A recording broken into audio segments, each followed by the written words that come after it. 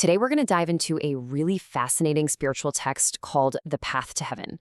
And what's so interesting about it is that it lays out one single, very specific requirement to get in. It pretty much challenges everything you might think you know, so let's just jump right in. All right, so the text starts us off with this quote right here. It immediately introduces something called the second homeland. Now, this isn't heaven itself, but it's like an earthly place that's meant to be a model of it.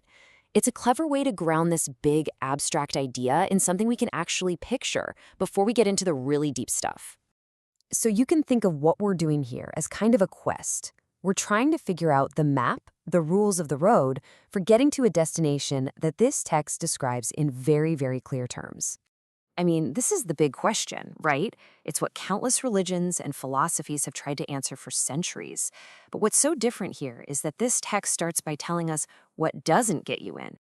Okay, so let's get into it because this next part is really where the text starts to just blow up a lot of common ideas. It gives us this huge list of things that it says have absolutely zero impact on whether you get into heaven. And this is where it gets wild. Seriously, take a second and just look at this list. The text just goes down the line and dismantles pretty much every single traditional measure of a good or worthy life. Your social status, how much money you have, your achievements, even things you'd think would be a shoo-in, like being a good person, having faith, or building up good karma. Nope. According to this, none of it counts. It's a total reboot of the rules, which really makes you wonder, if none of that stuff matters, what possibly could? And that, of course, brings us right to the heart of the whole thing.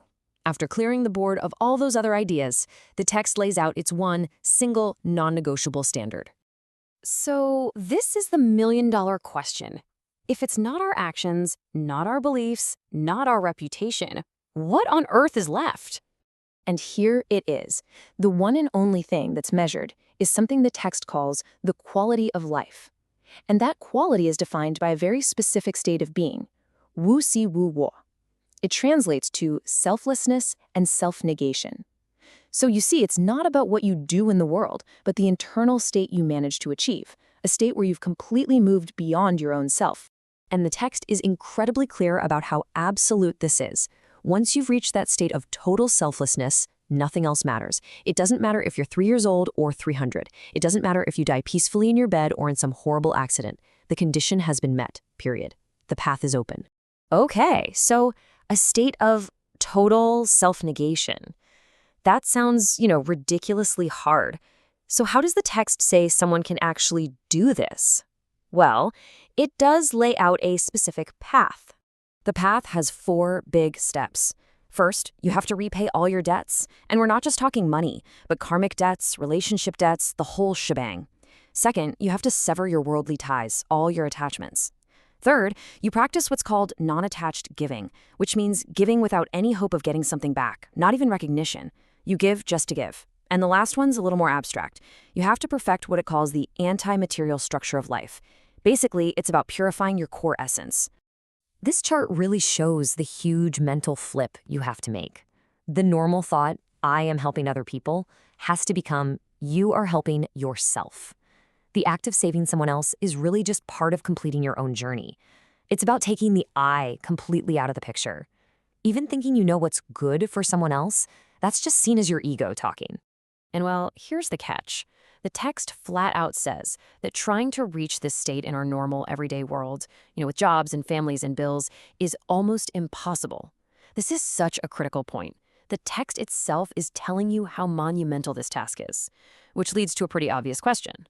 What happens to everybody else? So for everyone who doesn't meet this unbelievably high standard, the text doesn't talk about hell or punishment. It describes something else entirely, a continuous, endless cycle.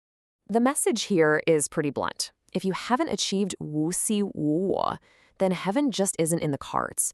It's not presented as a judgment, more like cosmic logistics. You just don't have the right quality to exist there. So what's the alternative? The alternative is the great cycle. You live this life as a human. If you don't meet the standard, maybe your next life is as a dog, and the one after that a pig. Eventually, you come back as a human again with absolutely no memory of any of it. The text doesn't really present this as a good or bad thing, just an endless tour of experiencing life's ups and downs in all its different forms, over and over and over.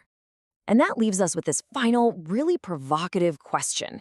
If the one and only goal is something that's almost impossible for most people living normal lives, then what does that imply about the whole point of our existence? It's a tough question, and the text doesn't give an easy answer.